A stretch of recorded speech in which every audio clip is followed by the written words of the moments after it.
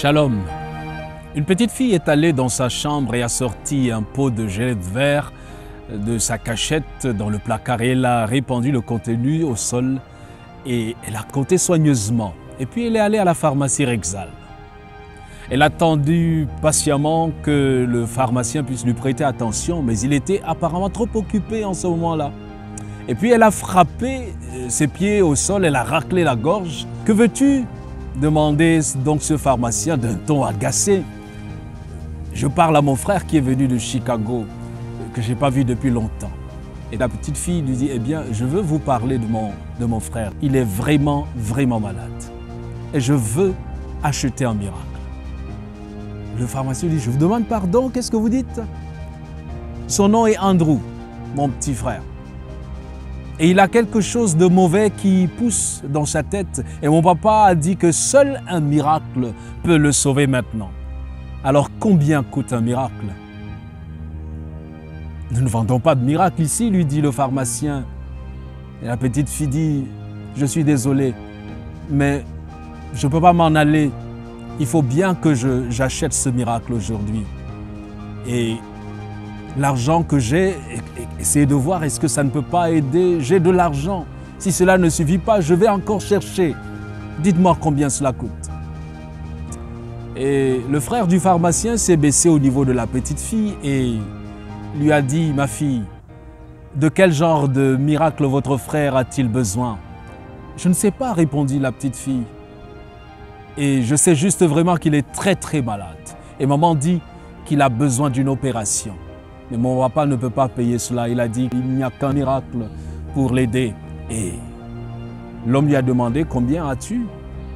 Et la petite fille a compté tout ce qu'elle avait entre les mains. Elle dit, voilà ce que j'ai. $1,11.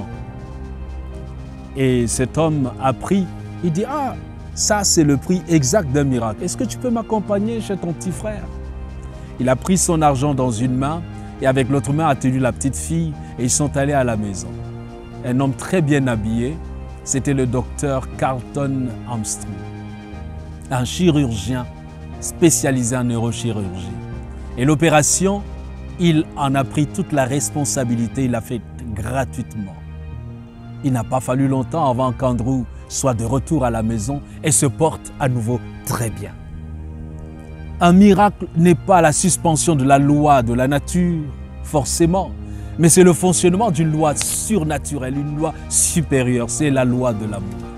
L'amour peut changer notre monde. L'amour, comme cet amour de cette petite fille, a changé la vie de son frère Andrew. L'amour chasse les démons. L'amour chasse les querelles et les jalousies de nos familles. L'amour restaure les relations brisées. C'est cet amour qu'il nous faut dans nos familles.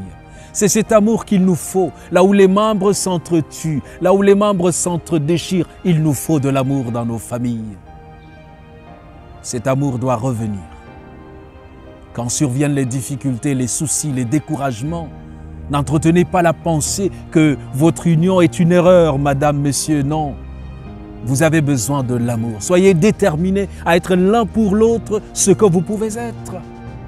Continuez à vous prodiguer les attentions des premiers jours.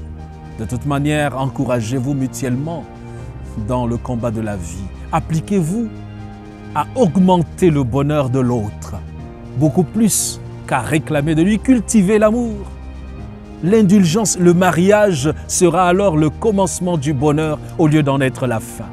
L'amour qui ne s'exprime pas s'étiole. Ne laissez pas souffrir un cœur. Vous devez laisser l'Éternel changer ce cœur et vous transformer à son image. Je ne vous rappelle pas ce que vous ne savez pas. Il y a ces 5 langages de l'amour qu'il nous faut cultiver. Le premier langage sont les paroles valorisantes. Exprimons des encouragements, faisons des compliments aux autres dans notre famille.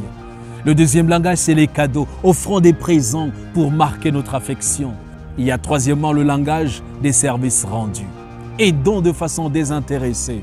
Allons à la cuisine, aider madame. Allons, faisons le travail avec nos enfants. Donnons un peu de soutien à ceux qui sont autour de nous. Le quatrième langage de l'amour, Ce sont des moments de qualité. Accordons un temps de qualité aux autres membres de notre famille.